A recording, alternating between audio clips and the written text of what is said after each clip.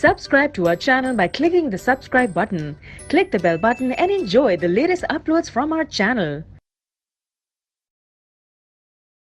Question number 19.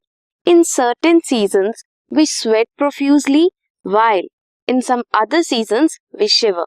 Explain. Sweating होती है summer में and shivering in winter.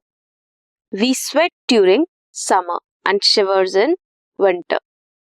Summer में क्या होता है, हमारी बॉडी का टेम्परेचर और बाहर की बॉडी के टेम्परेचर में क्या डिफरेंस होता है.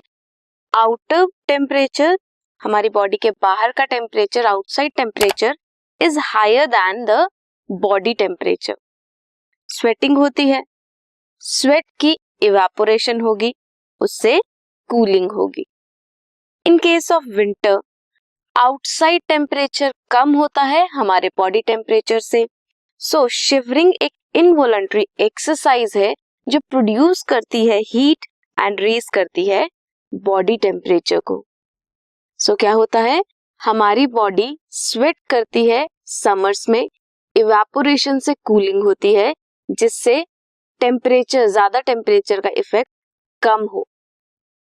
और इन केस ऑफ विंटर्स कम होता है बाहर का टेम्परेचर, सो शिवरिंग होती है ताकि ज्यादा हीट प्रोड्यूस हो और हमारी बॉडी मेंटेन करे टेम्परेचर को. This was question number 19.